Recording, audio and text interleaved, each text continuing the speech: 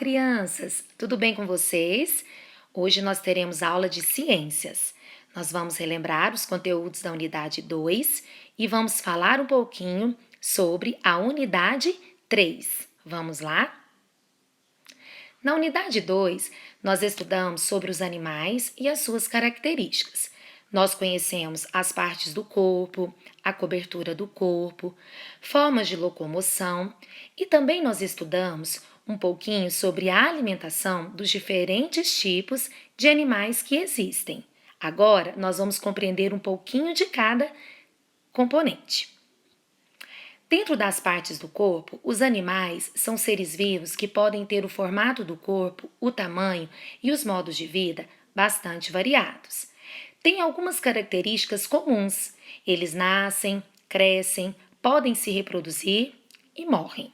Alguns animais, eles têm patas. Exemplo, o gafanhoto. Ele tem 6 patas. Olha na imagem ao lado. As patas são usadas para caminhar, para correr ou até mesmo saltar. Alguns animais, eles possuem asas. Como exemplo, nós temos a libélula. Ela tem 4 asas bem finas, que são usadas para voar. As nadadeiras são usadas para nadar. Exemplo, a baleia. A cauda, ela dá equilíbrio, pode ser usada para sustentar o corpo e para o animal se defender. Nós temos como exemplo a lagartixa e também o macaco. Alguns animais, eles possuem garras. As garras são usadas para defesa própria e para mobilização das presas. Exemplo, nós temos o gato e a coruja. O bico, ele é usado para a alimentação. Exemplo, a arara e o beija-flor. Alguns animais têm tentáculos, usados para locomoção, captura de presas e defesa. Exemplo, nós temos o polvo e a água-viva, que são animais marinhos, eles vivem na água. Sobre as coberturas do corpo. Alguns animais, eles têm a superfície do corpo coberta por diferentes tipos de estruturas. Nós vamos conhecer cada uma mais à frente. Animais que têm escamas, penas e pelos. Elas têm funções específicas para proteger o animal, dando-lhe cor e textura. Nós vamos estudar agora os animais que têm escamas. As funções da escama. A escama é para proteção, deixando com o revestimento do corpo mais rígido, exemplo, peixes como a sardinha. Também facilita o deslizamento na água, exemplo, nos tubarões.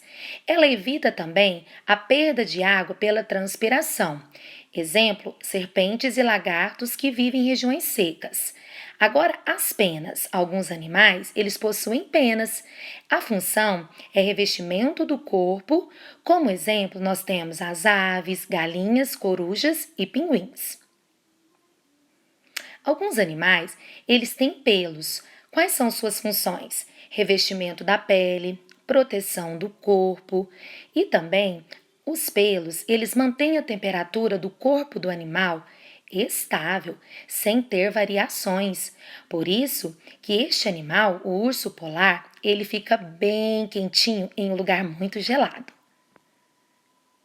Formas de locomoção. Os animais, eles podem se locomover de diferentes formas. Na terra, com as patas para caminhar e correr. Exemplo, formigas, cachorro, gato e os elefantes. Nós temos os animais que não têm patas, ou seja, eles rastejam, isso mesmo. Nós temos aqui a serpente, a minhoca, o caramujo, eles não utilizam patas para caminhar, porque eles são animais que rastejam. Nós temos também animais que vivem num ambiente aquático. Eles se deslocam nadando, isso mesmo. Nós temos 2 imagens aqui, de golfinhos e botos. Os golfinhos adoram saltar sobre as águas. E nós temos o boto, que é um animal muito lindo. Olha só a cor da pele dele. Não é mesmo muito linda? Nós temos também agora a alimentação, que é muito importante. Os animais, eles podem ser carnívoros, herbívoros ou onívoros. Os animais carnívoros se alimentam de outros animais, como a onça e o leão são animais carnívoros. Os animais herbívoros se alimentam somente de plantas, exemplo, o coelho, a vaca. Os animais onívoros se alimentam tanto de plantas como de outros animais. Exemplo de onívoros são nós, os seres humanos, e também a galinha. Vamos falar sobre a unidade 3. Vamos começar a estudar os invertebrados. Existe uma diversidade enorme de animais e nós aprendemos na unidade anterior que eles possuem características diferentes entre si. Nós iremos falar sobre a classificação dos animais. O que é classificação? Classificação, segundo o dicionário, é distribuição por classe. Um exemplo, nós temos a biblioteca, onde nós encontramos diversos tipos de livros. Aqui nós vamos falar nas ciências sobre a classificação dos animais, certinho? Vamos continuar os nossos estudos? Bom, aqui nós temos os invertebrados. Eles podem viver na água ou na terra. Nós podemos agrupá-lo pela forma de locomoção, pelo local onde vivem ou pelo número de patas que eles têm. Na primeira imagem, nós temos animais que voam. Na segunda imagem, nós agrupamos nos animais que nadam.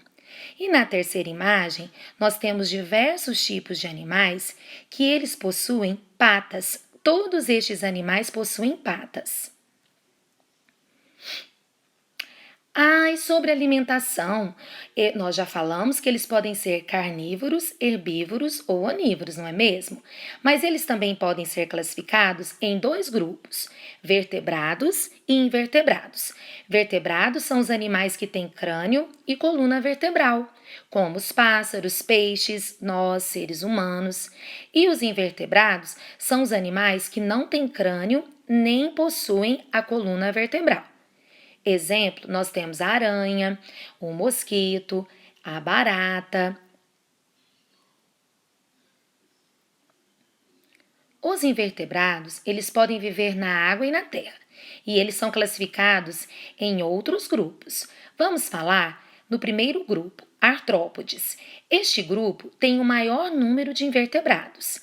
Temos dentro desse grupo, quais grupos que são? Insetos, aracnídeos e crustáceos, isso mesmo. Dentro dos artrópodes temos 3 grupos. Os animais têm o corpo coberto por uma carapaça dura, que é o esqueleto externo, e por patas articuladas. Olha só o quadro abaixo. Nós temos exemplos de insetos, aracnídeos e crustáceos. Insetos, a borboleta, veja só. Dentro do grupo dos invertebrados, nós temos também os anelídeos. Estes animais, eles têm o corpo formado por segmentos. Exemplo, nós temos as minhocas e os sanguessugas. As minhocas, elas se alimentam de restos de animais e de plantas, e elas vivem no solo. Já os sanguessugas, eles se alimentam de sangue dos vertebrados. Eles são chamados de hematófagos, porque eles se alimentam de sangue. E os sanguessugas são muito utilizados na medicina. Vamos conhecer um pouquinho mais sobre as minhocas? Nas florestas, o solo ele é coberto por uma camada de restos de plantas e animais, que é chamada de serrapilheira. Esta foto ao lado, no canto direito, você vai perceber.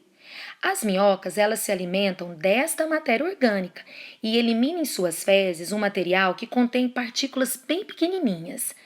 Os micro-organismos que estão presentes no solo transformam as fezes em humus, que é um material rico em nutrientes. E as minhocas, elas cavam túneis no solo, que permitem a passagem de ar, fazendo com que o solo se torne mais fofo e úmido. É um solo próprio para o plantio. As minhocas, elas ajudam muito. Saudades de vocês, meus estudantes. Bons estudos. Um beijo.